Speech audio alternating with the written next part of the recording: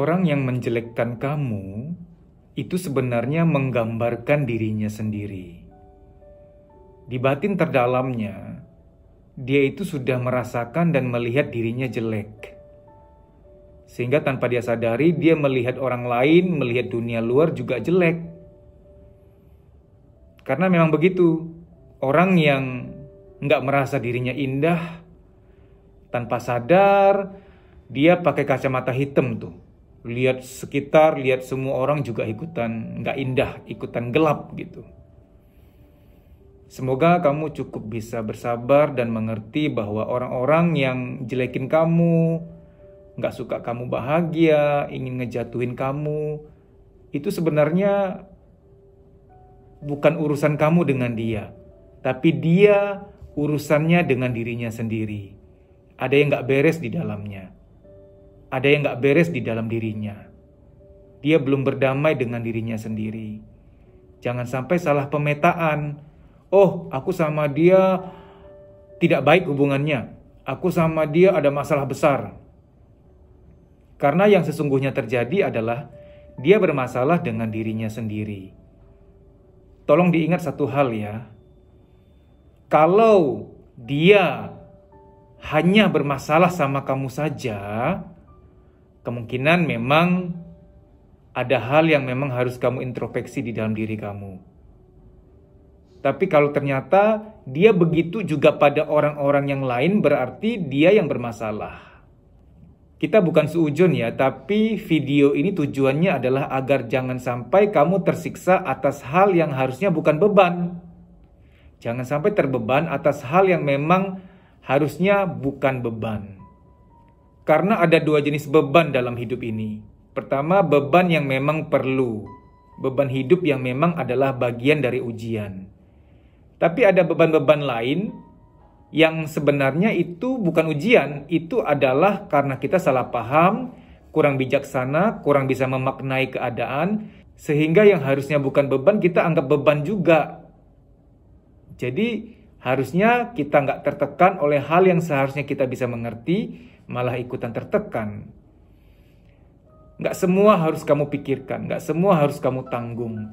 Orang-orang yang punya masalah dengan dirinya sendiri, dia belum berdamai dengan masa lalunya, dia ada masalah dengan dirinya sendiri, dia mengalami inner conflict. Itu masalah dia dengan dirinya sendiri. Karena gini loh, kamu juga gak mungkin berharap semua orang akan suka sama kamu. Kamu gak boleh berharap orang-orang tuh akan selalu menghargai kamu. Rata-rata orang-orang yang gak menghargai kamu, orang-orang yang gak suka sama kamu, sebenarnya mereka sendiri sudah kekurangan penghargaan itu. Mereka mengalami krisis penghargaan di diri internal mereka. Mereka mengalami hal-hal gak nyaman dalam diri mereka karena mereka gak bisa solve, gak bisa atasi, gak bisa berdamai. Tanpa sadar, mereka menularkan ketidakbahagiaan itu pada orang lain. Ayo, kurang-kurangi beban. Jangan selalu diambil hati orang-orang yang gak baik padamu. Karena mereka berurusan dengan diri mereka sendiri, bukan urusanmu. Urus hanya dirimu sendiri saja. Kalau kamu merasa ada salah sama siapa, itu yang kamu urus. Kalau kamu merasa harus minta maaf sama seseorang, itu yang harus kamu urus. Tapi kalau kamu merasa bahwa kamu gak ada salah sama siapa-siapa, orang itu kok ngejelekin, orang itu kok memfitnah, orang itu kok mau menjatuhkan kamu, kenal aja enggak, atau kalaupun kenal enggak pernah merugikan dia sepeser pun, enggak pernah menyakiti dia, enggak pernah mengata-ngatai dia, tapi kok dia ingin menjatuhkan kamu, ingin menjelekkan kamu, itu urusan dia dengan dirinya sendiri. Karena gini, kalau kita punya keinginan bahwa aku harus disukai, aku harus dihargai, aku harus diterima semua orang, itu harapan yang enggak realistis. Tuhan saja yang maha sempurna, maha suci, yang gak ada kesalahan, gak ada kekurangan secuil pun, maha sempurna. Masih saja ada manusia-manusia yang tidak menghargai. Ada loh orang-orang yang tidak menghargai keberadaan Tuhan. Ada loh orang yang berburuk sangka pada Tuhan. Tuhan jahat, Tuhan tidak adil. Bahkan ada yang bilang Tuhan tidak ada. Sampai segitunya. Artinya Tuhan saja yang maha sempurna. Ada yang tidak menghargai, ada yang tidak mengakui. Apalagi kita yang adalah manusia biasa yang memang banyak kekurangan. Saya sering menghibur diri saya sendiri ketika saya tidak dihargai, tidak dianggap. Ketika itu terjadi, saya ngomong pada diri saya sendiri, Dedi, Tuhan saja yang maha suci, maha sempurna, gak ada kekurangan, gak ada kesalahan secuil pun. Tuhan saja ada yang nggak nganggep. Tuhan saja ada yang tidak menghargai. Apalagi kamu, Dedi, yang hanya manusia biasa, tempatnya kekurangan, ketidaksempurnaan. Baik demikian ya, semoga video ini bermanfaat. Terima kasih.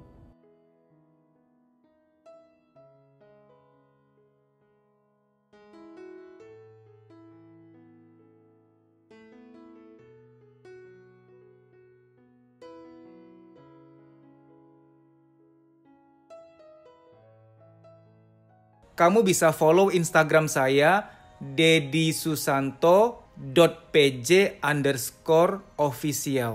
Di story itu ada jadwal training, silahkan dicek. Kalau kotamu termasuk di jadwal, WA nama peserta ke nomor panitia tersebut di kota itu untuk mendaftar. Kita kan mau membaik nih, mau meningkatkan kualitas hidup. Karena jangan-jangan luka-luka batin itulah yang membatasi, menghambat mental kita untuk maju. Sehingga mengalami yang namanya menunda pekerjaan, ragu ngambil keputusan, minder, mood swing, tidak sekreatif dulu lagi, negative thinking, susah tidur, badan gampang capek, ada nyeri-nyeri nggak jelas di pundak, di perut, di dada, di kepala, dan lain-lain sebagainya, psikosomatik. Psikosomatik adalah, psiko itu jiwa, soma itu badan. Psikosomatik artinya ada beban-beban di jiwa, baik yang terpendam maupun yang disadari, ketika secara akumulatif sudah penuh, dia nitip taruh beban di badan. Ada yang nitip taruh beban di kepala, jadilah migrain, rambut rontok, pelupa, insomnia, pikun dini, dan lain-lain sebagainya. Kalau ketombe karena salah sampo ya, beda jurusan itu, beruah kakak. Ada orang yang ketika jiwanya sudah penuh, jiwanya itu nitip taruh beban di perut, jadilah mah, nyeri head berlebihan, nafsu makan tinggi, nafsu makan rendah, dan lain-lain sebagainya. Saya nggak mau sebut nama-nama penyakit lain yang wah ya. Tidak baik menyebut nama-nama penyakit seperti itu karena dapat mensugesti. Saya sebutkan hanya gejala-gejala kesehatan yang sering dialami oleh kita semua, yang ringan-ringan. Time doesn't heal. Waktu tidak menyembuhkan. Kita perlu berusaha untuk memulihkan diri kita.